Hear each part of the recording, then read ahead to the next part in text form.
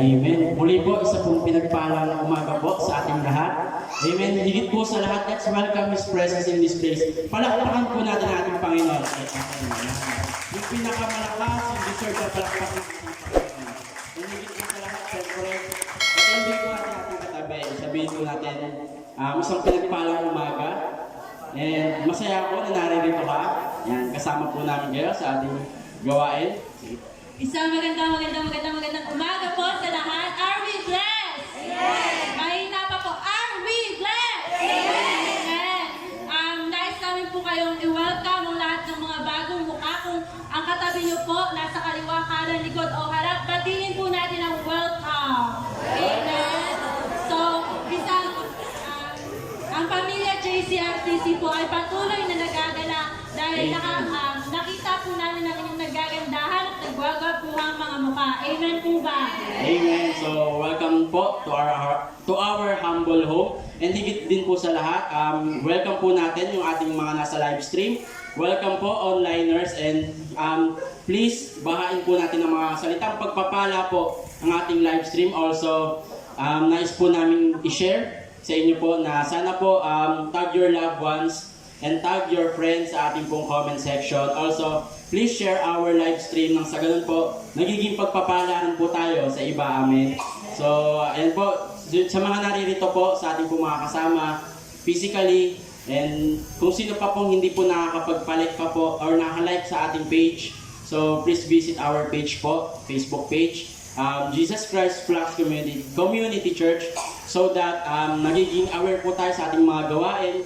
Amen. Nagiging updated po tayo sa kung ano po yung mga bago po sa church. Also, meron din po tayong YouTube, meron din po tayong TikTok. So, mamaya po i-announce po natin yan detail.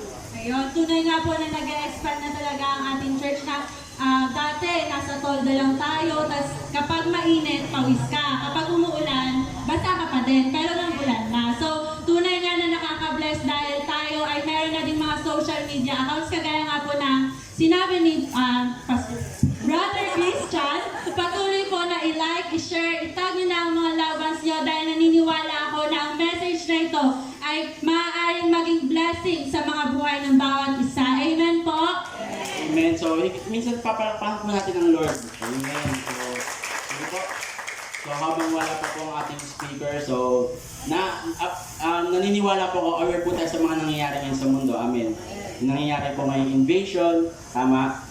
Bagamat totoong nakakalungkot, tama po, nalulungkot po ba tayo? Amen. So, bagamat nakakalungkot po yung mga nangyayari sa mundo, napakaraming rason para magsaya sa ating Panginoon. Amen. So, sabi nga po, bagamat may invasion, let God invade our place today. Amen. Naniniwala po kayo na naririto po ang ating Panginoon, na siya'y kumikilos ngayong umaga. Amen. So, sige po. I think ready na po ang ating speaker. So before we start po, habang nag-ready po ang ating isa sa pinakagwapo nating pastor, patuloy na welcome po natin si Brother Dave Urbano and Brother Renato Camacho, Sister Eliza Camacho, Brother Miguel Camacho, si Sister Stella Rose Zon, and si Sister Anika Elise Feliciano. Patuloy na nagagalak po kami na makita kayo. And we believe na this day is not, hindi to aksidente, kundi ito ay isang kalooban ng Lord para makilala at ma-encounter nyo din si Jesus. So I hope and we hope na next week ay makita pa po namin ang inyong mga mukha. Amen. So masaya po kami na makasama po kayo sa gawain po ng ating Panginoon. Higit sa lahat, naniniwala po ako na masaya po ang ating Panginoon. Amen. So sige po, hindi na po natin patatagalin. Amen. So atin na pong tiyatawagan ang ating pastor na magiging daluyan po ng mensahe ng ating Panginoon ngayong umaga. May we call on Pastor Christian po. Palakpakan po natin ang Lord sa buhay ng Pastor Christian.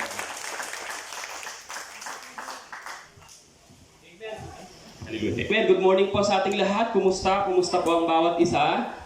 Once again, pakibati po yung mga katabi. Kumusta ka na, kapatid? I'm so excited to hear the word right here with you.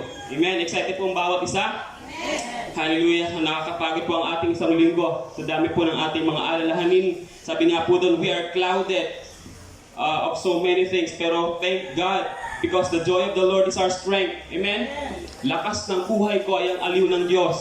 Okay? ang kagalakan mula sa ating Panginoon ang lagi nagbibigay sa atin ng lakas. And by the way, kung kayo po ay first time po sa ating gawain, meron ba tayong bro dyan, yung FB? Naka-live din siya. Okay, so kung kayo po ay first time, welcome po sa ating gawain.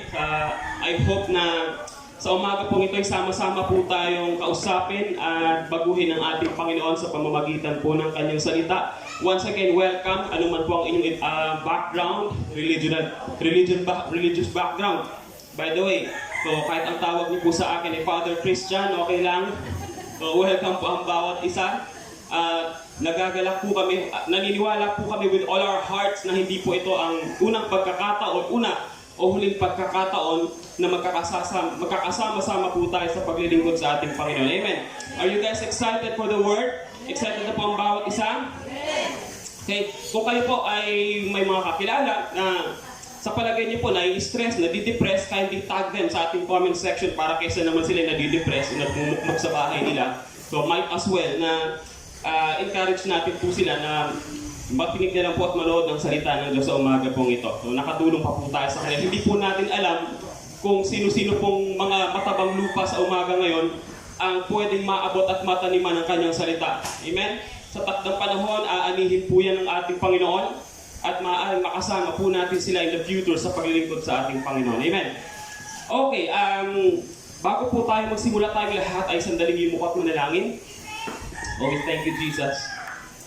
Panginoon, muli po sa umaga pong ito, kinikilala po namin ang inyong karangalan, ang inyong pagiging Diyos. Alam po namin na mula sa inyong luklukan dyan sa kalangitan, namamasdan po ninyo ang lahat ng nagaganap sa sangkatauhan.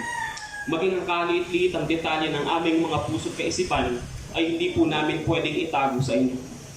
Lantad po ang lahat ng bahagi ng aming mga pagkatao. Hindi po kami maaaring makapagsinungaling sa inyo. Kaya amin pong dalangin sa umagang ito, aming dakilang Diyos, na bago po namin pagsaluhan ang inyong salita sa umagang ito, ang inyong pong banal na dugo ang siyang maglinis at humugas sa aming mga pagkatao, anuman mga pagkukulang ang aming nagawa sa isip, sa salita at sa gawa, Panginoon, amin pong dalangin na ang inyong pong kapatawaran ay amin munang maranasan sa umagang ito.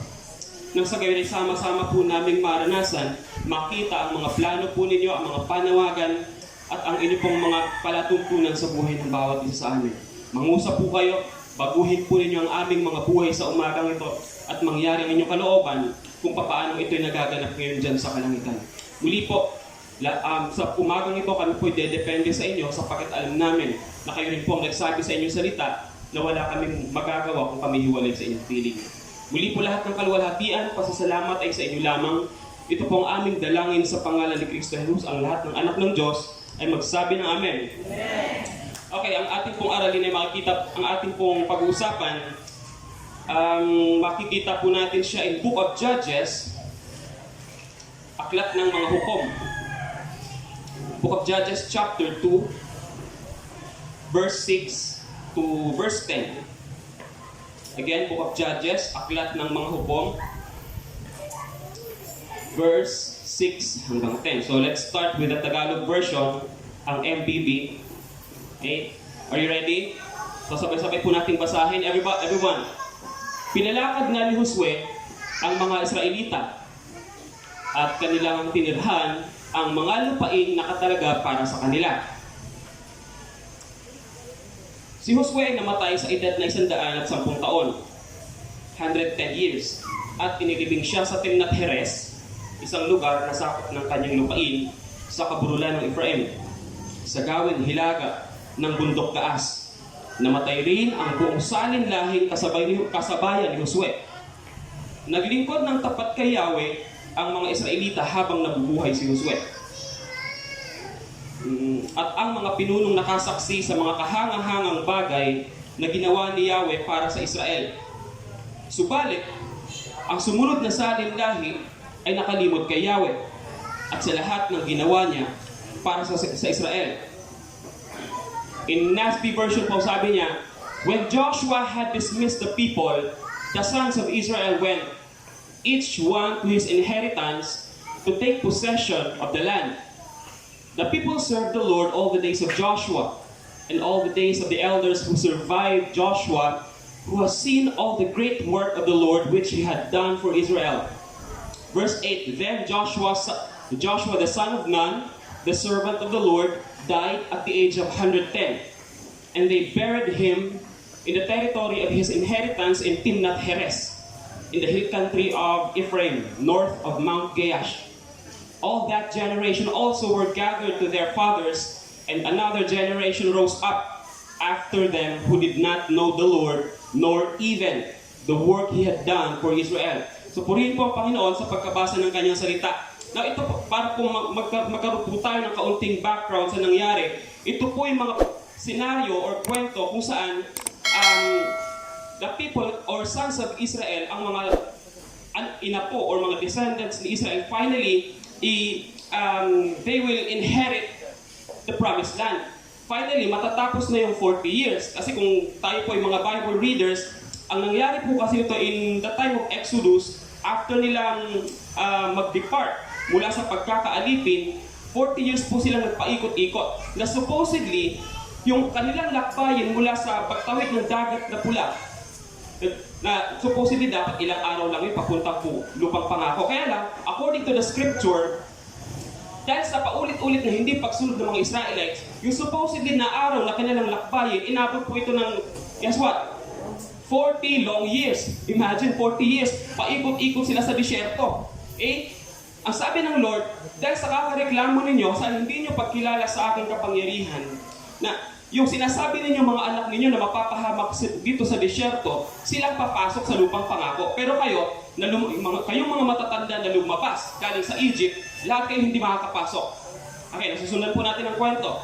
So, even Moses, hindi siya nakapasok sa lupang pangako. Lahat ng matatanda, hindi nakapasok sa lupang pangako. Yung mga bata, supposedly na kinatatakutan ng mga matatanda na maaaring mapahamak in the desert, sila yung pumasok. Ito yung mga naging kasabayan pa. So lahat ng mga matatanda na kasabayan ni Moses namatay sa disyerto. Okay? At ito namang next generation na kasabayan ni Joshua na kung naaalala po natin bago po nila napasok ang lupang pangako, bago po nila i-conquer ang Jericho, ang city of Ai, ang land of Canaan, right? So remember in Numbers chapter 13 na si Moses nung nabubuhay pa siya, nagpadala siya ng 12 spies. Remember that story? Naalala niyo po? Moses sent 12 spies para tiktikan kung gaano kaganda yung lupa. Although na may nauna ng pangako ang Panginoon na meron ako ibibigay na magandang lupa sa inyo, it's a land of milk and honey. Okay, pag sinabing land of milk and honey, bakit milk? Ibig sabihin, maraming bakahan doon. In short, malawak yung pastulan. Sagana yung meat, kaya siya tinawag na milk and honey. So, mataba ang lupa. Bilang katibayan, yung 12 spies after nilang bumalik from land of Canaan para mag-report kay Moses, meron silang dalang isang buwig ng, kung naaalala niyo po, ubas. And imagine, mga kapatid, isang buwig ng ubas, 2 tao nagpapasan. Gaano kaya kalaki to? Sa atin, isang buwig ng ubas, pag bumili ka sa Sauyo na 1/4, isang buwig. Magkano lang po 1/4 ng ubas? Pero imagine, kung ayaw niyo po maniwala, baka po sabihin niyo, gawa-gawa ko lang Numbers chapter 13. So dito natin mababasa yung kabuuan ng istorya.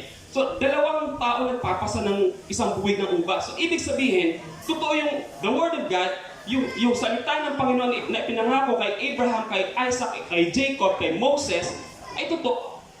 Amen? Mataba ang lupa. And here comes the time of Joshua. After na mamatay si Moses, Joshua took over his possession. Siya ang sumunod na nag-lead sa bansang Israel para pasukin ang lupang pangako. And by the way, ang ating pong talakayin sa umaga pong ito, pinamagatan ko pong pass it on. Everybody say pass it on. Pag sinabi pong pass it on, yan. One time po, nakapanood ako ng isang documentary sports. Mahilig po ako manood ng mga documentary. Bago Sira TV namin sa Facebook, nakakapanood po ako ng documentary. Kung mapapansin po natin sa isang sports, sa isang karera, lalong-lalo po sa ganyang klase ng sports, importanteng maipasa natin yung baton, tama? Kasi doon magpapatuloy yung takbuhin ng inyong koponan. Kapag hindi mo yan naipasa ng mas maaga, pwede kayong matalo, tama? Alright, same thing sa buhay natin. Importante po kasi sa atin, hindi ang legacy iiwanan natin bago tayo mawala sa mundo. Sino po dito naniniwala na tayo lahat ay hindi magtatagal? Meron po pa dito naniniwala siya, hindi siya mamamatay? Lahat po tayo mamamatay. Pero sabihin mo sa katabi mo, huwag mo na ngayon. Amen? Lahat tayo mawawala.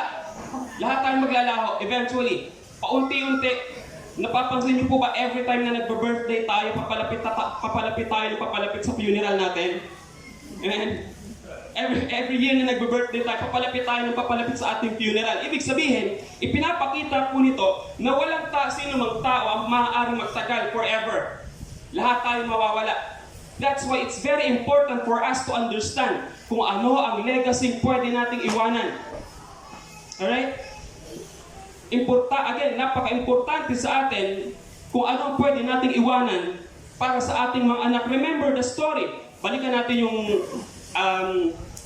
past. Yan. Remember, verse 10. Notice. Simulan natin sa verse 8. Then Joshua, the son of Nun, the servant of the Lord, died at the age of 110.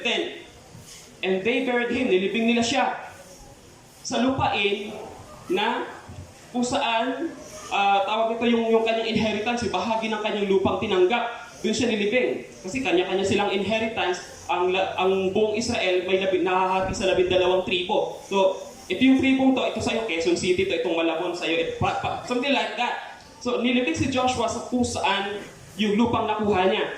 Sa Timnath Heres, in the hill country of Ephraim, north of Mount Gaash. Ito, verse 10. All that generation, ang lahat ng salinlahing kasabayan ni Joshua. Tama po ba sa Tagalog? Chapter 2, verse 10. Sa Tagalogin natin. Subalit ang sumunod na salinlahi ay nakalimot kay Yahweh. All that generation also were gathered to their fathers. Pag sinabi pong fathers sa Bible po kasi, plural po siya. Amen? Pag sinabing fathers po dyan, ibig sabihin mga ninuno. In Tagalog. Ibig sabihin, yung all that generation namatay, sumunod na sila sa kanilang mga ninuno, namatay na. And another generation rose up. Panibagong generation ang naglakihan. Ang problema ito. Another generation rose up after them who, what? Guess what? Who did not know the Lord. Ano napansin nyo? According to verse 7, lahat ng mga taong kasabayan ni Joshua, they served the Lord with all their heart. They had witnessed kung ano yung mga kababalaghan ginawa ng Panginoon during the time of Joshua or during the time of Moses. Nasaksihan nila kung papaano hinati yung dagat na pula. They witnessed kung papaano hinati sa pamamagitan ni Joshua yung Jordan River. Okay? Kung papaano nilang natalo yung iba't makakapangyarihang mga bansa. They witnessed kung papaano sa pamamagitan ni Joshua they penetrated yung wall of Jericho. So they witnessed everything sa lahat ng himalang ginawa ng Panginoon. And that's the reason why kung bakit sila naglingkod ng tapat sa Panginoon. Now, ang problema, sabi ko nga po kanina, walang taong mabubuhay ng habang buhay. Lahat sila namatay. Ang problema, yung pagkapasa. And that's the reason why ang title po natin sa umaga ito is Pass It On. Kapatid, napaka-importante kung ano may papasa mo sa anak mo. Amen? Importante po sa atin bilang magulang kung ano ang mga legacy, kung ano yung mga attributes, characteristics na pwede nating ipamana sa ating mga anak. Whether we like it or not, it's very important mga kapatid. Hindi lang po lahat ng pwede nating iwanan sa ating mga anak ay pera. Amen? Hindi lahat. Yes, maganda na magkaroon sila ng magandang buhay bago tayo mawala. Magkaroon sila ng magandang bahay, gwapong asawa, magandang pamilya, malulusog na mga anak. Yes, that's good. And I agree with that.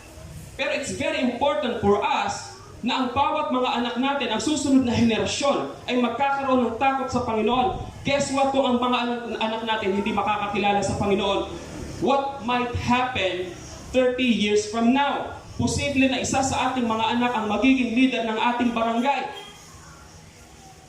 Di po ako galit, ha?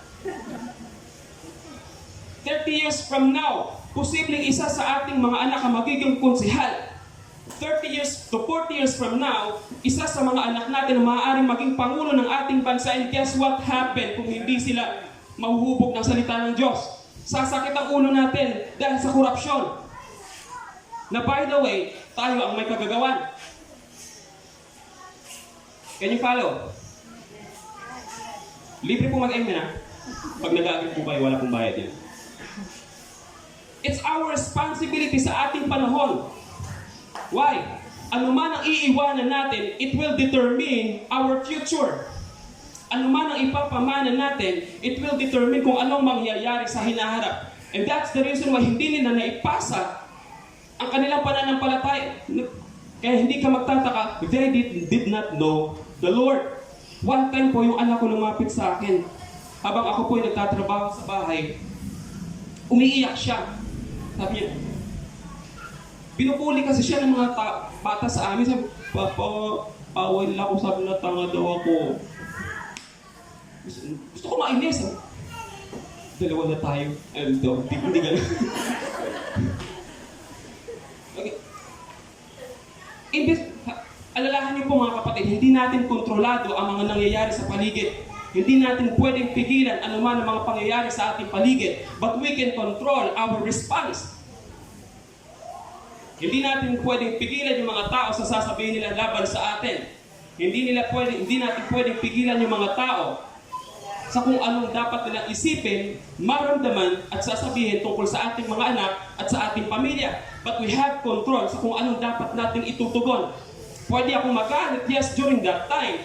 But I calmly explain to my daughter, siguro, halika, hindi totoo yun. Hindi totoo yun. Mahal ka ni Papa, hindi totoong gano'n. Hayaan mo sila, wag sila pansinin, huwag ka nang lalabas sa kanila. Next time, pag sinabihan kang gano'n, sabi mo, bad yun. Pag ikaw sinabihan ng, sino may sabi niya? Kunin yung baril ko. Again, hindi natin kontrolado yung mga nangyayari sa paligid. But we have control. Tayo ang may control sa kung anong dapat nating isasagot. Okay? Nakadepende sa ating itutugon, sa ating response, kung ang sitwasyon ay lalong lalala or hindi. Okay? Kaya napapansin nyo, mas lumalala ang sitwasyon depende sa ating tugon. Okay?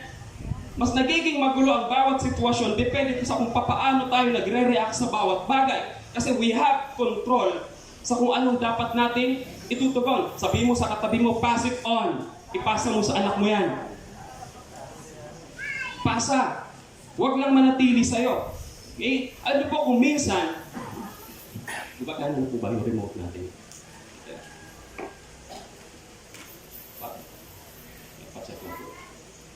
Okay. So, pa-click na lang next. Kaya nga ang sabi ng Proverbs chapter 22 verse 6, train up a child in the way he should go. Even when he grows older, he will not abandon it. Tagalogin natin. Ituro mo sa bata. Sabi mo sa katabi mo, turuan mo anak mo. Disiplinahin mo. Ay kung madalas mas nakikita natin yung mali ng anak ng iba. Amen? Well, like it or not, wag po kayo, baka po nag-expect po kayo, ina-expect namin, the Lord is with us, the Lord is holding your hand. Pasensya na po kayo, medyo practical po yung ating usapin sa umagang ito bilang mga magulang. Now, ituro sa bata ang dapat niyang lakaran at hanggang sa paglaki, di niya ito malilimutan. So, it's our responsibility. Sino po ba ibang magtuturo sa ating mga anak, kundi tayo rin? Amen? Walang ibang magtuturo sa ating mga anak, although may mga ninong din na pwedeng umalalay sa atin, but ang ating mga magulang, tayo bilang mga magulang, ang unang responsable na dapat nagagabay sa ating mga anak. Na alam niyo po, kung bakit minsan hindi natin magawa na maipasa yung ating mga responsibilidad, yung ating faith, yung ating pananampalataya sa Panginoon sa ating mga anak. Kung minsan wala tayong panahon, marami tayong we are clouded ng maraming bagay. Dalawa lang po pwede kong ibigay sa inyo sa umagang ito. Ang dalawang pwede kong iwan sa inyo sa umagang ito. Hindi natin mapasa yung ating faith. Alam niyo bakit? When we think we are already settled. Okay? Pansinin po natin in verse 6. Balikan po natin. When Joshua had dismissed the people, the sons of Israel went each to his inheritance. Sabi ko po kanina, this was the very time na finally Magsisettle na sila sa lupang pangako. Finally, matatapos na yung 40 years na paikot-ikot nila sa disyerto. Okay? And sabi ko nga rin po kanina, according to Numbers chapter 13, mataba ang lupa, mayaman. Pwede sila magsimula. Okay? At ngayon, itong matabang lupang ito, nakapagsimula na sila, nakapagtindahan ka na, nakapagnegosyo ka na, may magandang bahay ka na doon. Okay? Maganda na ang katayuan mo. Maganda na. And the people served the Lord all the days of Joshua and all the days of the elders. Lahat ng mga kasabayan ni Joshua, okay na sila doon. Finally, tapos na yung paikot-ikot na serye ng kanilang buhay sa disyerto at nakakapamuhay na sila ng maayos. So, ilan po dito sa atin na kapag maganda na ang sitwasyon natin, hindi na naaalala ng Panginoon? Na dati yung sitwasyon na mayroon ka ngayon, na marami ka, may trabaho ka, yes, na dati pinagpe-pray mo lang, na dati hinihingi mo lang sa Panginoon, and all of a sudden, binigay naman sa'yo, praise God, salamat kung gano'n, binigay sa'yo. Na dati humihingi ka lang ng trabaho, na dati nasa disyerto lang sila paikot-ikot, kailan ba kami darating sa lupang pangako? Imagine, sobrang init po ng disyerto. Hindi po biro na mapaikot-ikot sila dito in 40 long years. At kung tayo man po, malamang,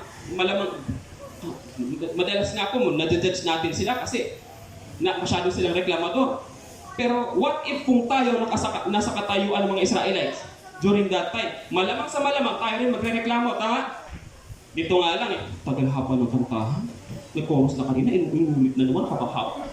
Nakaantok naman yung nagpapakanta na yan. Sino ba yan? Namimili ka minsan kung sino magsasalita, namimili ka minsan kung sino kakanta.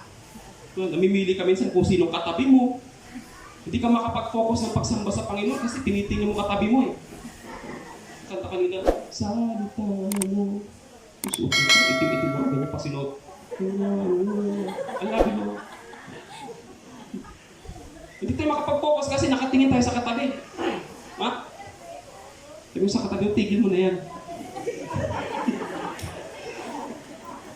Lagi natin pinupunay yung ibang tao. Kaya hindi natin maibigay yung focus natin sa ating Panginoon. Remember, wala tayong oras sa Panginoon kapag dumarating yung pagkakataon na settled na tayo. Okay na yung negosyo, gusto mo naman sanang umattend ng linggo, gusto mo umattend ng Bible study, gusto mo umattend ng Sunday service, kaya lang nakita mo ang lakas ng tindahan. Hindi ka magsasara. Kasi hindi ka magkakaroon ng time kasi settled eh. Hindi ako makaka-attend ngayon kasi may mga bisita ko, may binyag sa bahay, darating yung mga ninong at ninang, pangako kasi nila, ngayon sila magbibigay ng pakimkim eh. Sayang eh. You know what? Every time na sa tingin natin, settle tayo, wala tayong oras sa Panginoon. Tama? Hindi natin pero ang dami natin hinihingi sa Panginoon. Most of the time, most likely, like the Israelites, na paikot-ikot sila sa disyerto, gusto nilang marating yung lupang pangako kasi sino ba naman? Ikaw ba naman gusto mo magpaikot-ikot sa disyerto? 40 long years? Walang gusto may sa atin, no? At kung i-describe po natin ang disyerto, madalas po dyan may sandstorm. Hindi po ako nakakarating pa ng disyerto Baka sabihin, mamagaling po ako. Baka sila po sa kwento ng mga kasama natin galing sa audit. Tama ko yung Edmond? Na merong sandstorm dyan. And minsan, kung di ako nagkakamali, sa disyerto may mga makakamandag na ahas. Rattlesnakes. 40 years, paikot-ikot ka doon. Hindi biro yun. And they are longing to finally settle. Kaya lang, nung marating na nila, wala na. Ano sabi ni last part? The next generation, another generation rose up. Panibagong salin lahi, Tagalogin na panibagong salin lahi, ang sumunod sa kanila na hindi nakakakilala sa Panginoon. At hindi man lang din nila alam yung lahat ng kababalaghang ginawa ng Panginoon para sa Israel. Wala silang idea about the Red Sea story. Wala silang idea about the Jericho story. Wala silang idea about kung paano hinati yung Red Sea. Hinati rin ni Joshua yung Jordan River. Nung papalapit na sila, ito na yung lupang pangako, may ilog, ang Jordan River, ayan na yung lupang pangako. So sabi ng Lord kay Joshua, okay, ganito. Bibigyan kita ng karangalan kung paano binigyan ko ng karangalan si Moses nung hinati niya yung dagat. Hahatiin yung Jordan River para makatawid kayong lahat. So, itong mga tao ito, itong salin lahi na ito, itong generation na ito, they didn't even know itong mga pangyayari ito. Alam niyo po kung minsan kung bakit wala tayong oras sa ating Panginoon? Hindi na natin maalala kung paano kumilos at gumawa ng himala ang Panginoon sa atin in the past. Amen? Hindi na natin maalala, kapag may negosyo ka na, kapag maganda ng katayuan mo sa buhay, hindi mo maalala na 3 years ago, bago nagsimula ang pandemic, nagkasakit ka pero pinagaling ka ng Panginoon. Alam mo? Kapag okay na ang buhay mo ngayon, hindi mo na maalala na 4 years ago yung anak mo na ospital. But the Lord made a way. The Lord healed. The Lord blessed. Hindi mo na maalala yon. Nung nakatapos ka na ng pag-aaral, nakalimutan mo yung prayer 10 years ago. Na ang sabi mo, Lord, kapag ako nakatapos ng pag-aaral, maglilingkod ako sa iyo, magbibigay ako sa iyo, magbibigay ako sa gawain, tutulong ako sa aking pamilya. You forgot. Eventually we forgot. Same thing sa nangyari sa kanila. Wala silang idea what happened in the past. Kung paano ang Lord kumilos sa kanila, kung paano nila na-conquer yung lupang pangako, hindi na nila maalala. Kapag hindi natin laging kinakalimutan kung anong ginagawa ng Panginoon sa atin in the past, imposibleng maipasa mo yan sa iyong mga anak. At kapag mali po ang pinasa natin sa mga anak, magiging mali din yung buhay nila in the future. Do you agree? Kaya maraming, pansinin niyo po mga bata, sanay na sanay silang magmura. Kasi mali yung binhing tinanim. Hello? Minsan po nakarinig ako ng bata, nagmumura siya, tapos habang nasa harap yung nanay, hindi siya sinasaway ng magulang. Kasi tuwa-tuwa pa ngayon magulang. Ano ka ba? Ano ka bang? Ba't yan na? Hindi magandang pagmumura. Nakasanayan na natin. We're used to it. Kaya mga kapatid, importante sa ating lahat kung ano ang lagi nating pinapakain sa ating mga anak. Hindi natural na pagkain ang tinutukoy ko po. Importante kung ano mga impormasyon na binibigay lagi natin sa ating mga anak. Importante po kung ano lagi nating ibinabahagi, pinapaliwanag sa ating mga anak. Ako natutuwa po sa asawa ko kasi kahit pagod po siya galing sa trabaho, every time na may naririnig kami hindi maganda sa kanya, ako papaluin ko talaga eh. One time maniwala po kayo, natuto siya mag-dirty finger, nagalit po talaga ako. Natuto siya nagbumura siya. But my wife explained, kaya halika dito. Hindi mo ba alam na masama yun? Pag inulit mo yun, papaluin ka namin. Kaya kung hindi po tayo magiging mapagbantay, delikado po ang future ng ating mga anak. Kung hahayaan po nating Facebook ang magpapalaki sa anak natin, delikado yan. Kung hahayaan nating TikTok ang magpapalaki sa ating mga anak, delikado yan, kapatid. Leader daw, member daw siya ng youth, pero kapanay kembot sa TikTok. Huh? Kung social media po ang hahayaan nating magdidisiplina at magpapalaki sa ating mga anak, guess what? Ang daming impormasyon ang ipapakain sa isip. Hindi lahat ng impormasyon nasa Facebook nakakatulong.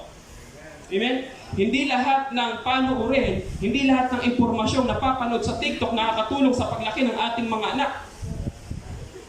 Kay Rachel, lagi pinapantayan po namin siya kasi kung anong naririnig niya sa mga nagtitiktok sa Facebook, sinasabi niya.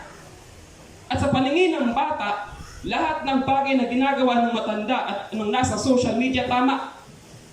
Tama? At kung hindi natin sila babantayang mabuti, delikado ang kanilang magiging future. Kapatid, mo mong hahayaan ang anak mo lumalaki na social media ang laging hawak. Na laging TikTok. Na laging Facebook. Amen? Sabi doon, no? They did not know the Lord, nor even the work He had done. Ano yung binasa natin kanina? Turuan mo yung anak mo. Train up a child in the way he should go. Even when he grows older, he will not abandon it. Hindi niya makakalimutan po yan. Pansin niyo po yung mga bata, o even kayo, na umabot sa ganitong edad. Merong pangyayari sa buhay ninyo nung bata pa kayo na hindi niyo makakalimutan. Whether it's bad or good. Tama? Ako merong isang bagay na hindi ko makakalimutan sa buhay ko. Na ang pinag-ugatan is nung bata pa ako. And it happens to every one of us. Tama? Ikaw at ako, meron kang experience na hanggang ngayon dala-dala mo sa iyong isip, dala-dala mo sa iyong puso. Na maaaring hanggang ngayon hindi mo mapatawad sila, hindi mo sila, hindi ka makapag-cope up, hindi ka makapag-move on, kasi dala-dala mo hanggang ngayon. And that's the scripture is telling us. Hindi niya kakalimutan yan hanggang sa kanyang paglaki. Kaya nga naaalala natin dati kung paano tayo pinapanood sa asin, kung paano tayo dinidisiplina. Kasi anumang bagay na ginagawa natin sa isang bata, tatandaan niya yan hanggang sa paglaki. Kaya nga importante, sabi ni Haring Solomon, ituro mo na yung tama. Kesa ituro mo yung mali, matatandaan kasi yun ng bata. Kaya napansin nyo, kung anong ginagawa natin, tama sa paningin ng mga bata. Bawal daw manigarilyo, si Papa naman naninigarilyo eh. Naalala ko nung bata pa ako,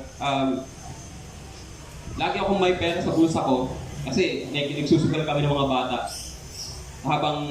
Kasi minsan nakwento ko nga po dito sa inyong bahay namin dati parang kasino.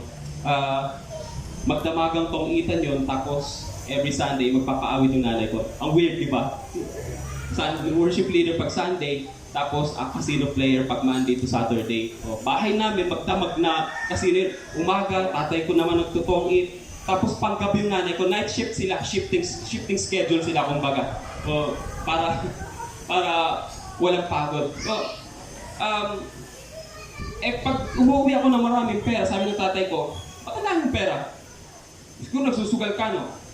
Pag nakita kitang nagsusugal ka, babalian kita ng buto. Siyempre, ako magkukunwari ako, hindi may nagbigay lang sa akin. Paano? Nakikita ko sa kanila. Ama?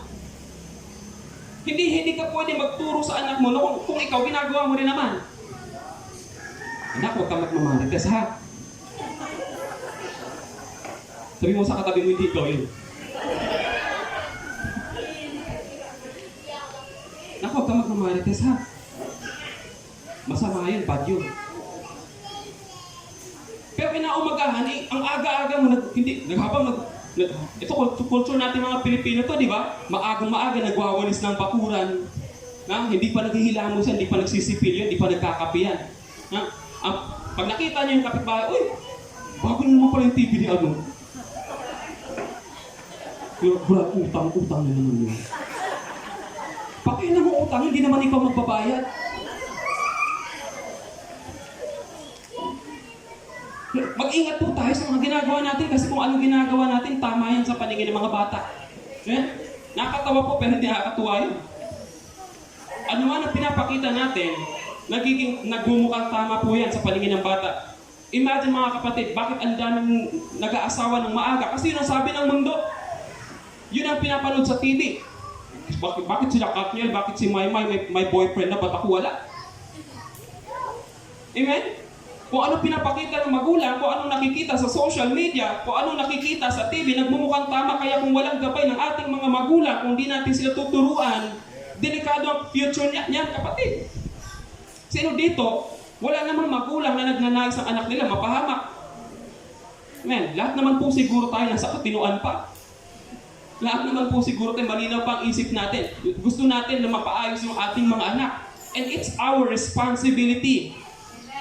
The Word of God, we have to pass it on to them.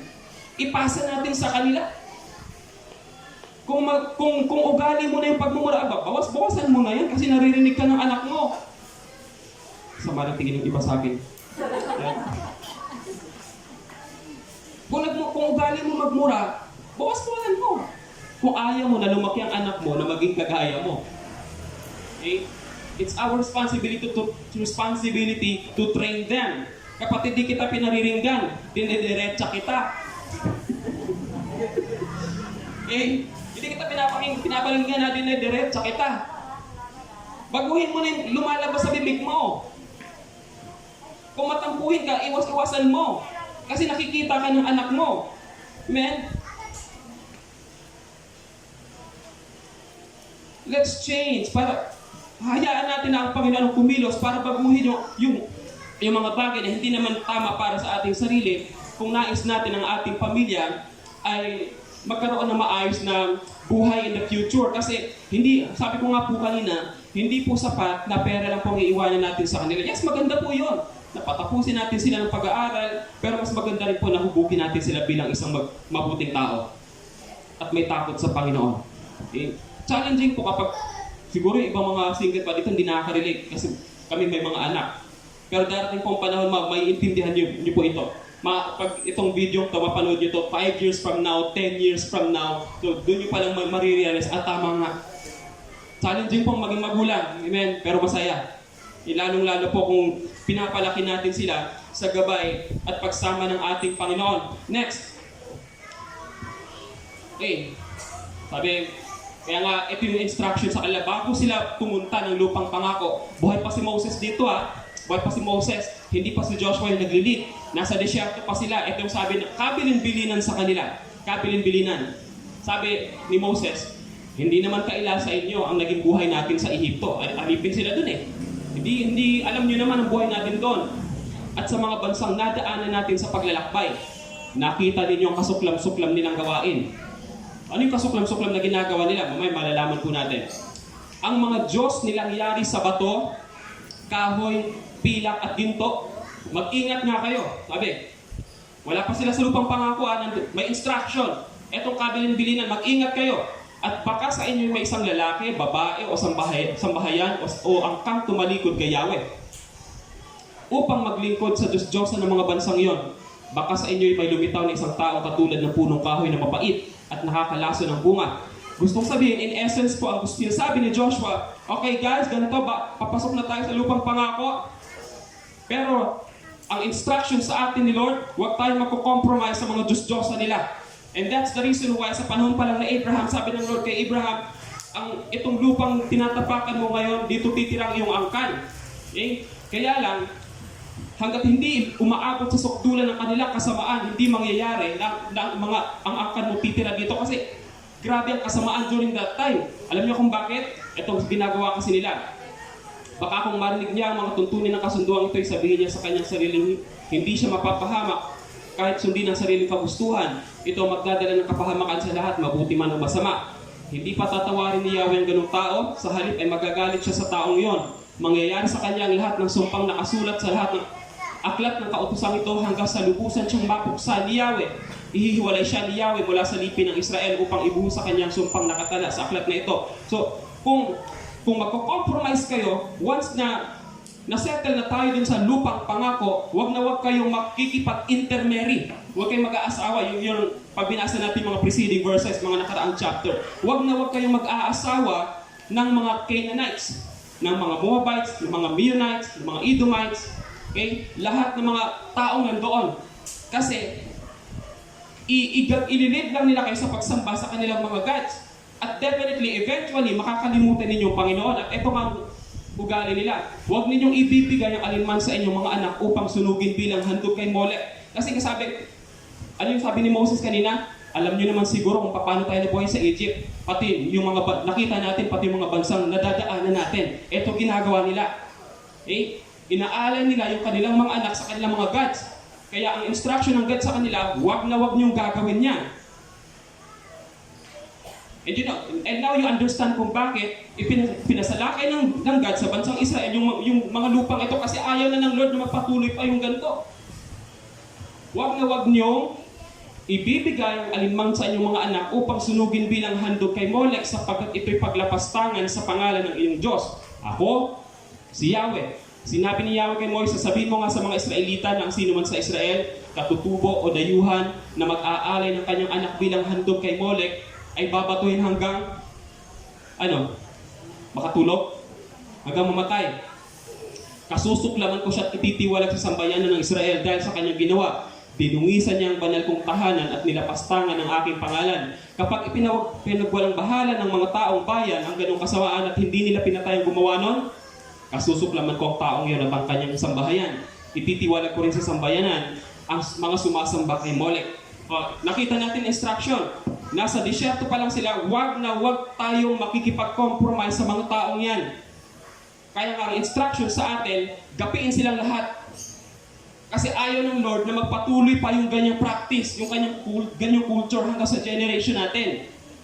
Na sarili nilang anak, inaalay nila sa mga Diyos-Diyosan. Galit na galit ang Lord doon. Kaya sabi, wag na wag niyong gagawin yan. Kaya, every one of you, each one of you, you have to eliminate them. Para hindi na magpatuloy ang ganyan. Kaya lang, ano nangyari nung nandun na sila? Ano nangyari? Again, all that generation, nakalimot. They forgot the word. They forgot the instruction. Nakalimutan nila. Okay? They buried Joshua. Nailibing na si Joshua, patay na si Joshua, pati mga kasabayan niya. Hindi nila naipasa. They failed to pass the message to them. Kaya kapatid, delikado na hindi natin na ipapasa ang salita ng Diyos sa ating pamilya at sa ating mga anak. And guess what happened? Sa chapter 16. Dito nila sa chapter 2. Anong nangyari? Chapter 2 verse 11. Dahil kinalimutan nila ang kanilang covenant sa Panginoon. Judges chapter 2 verse 11. Okay.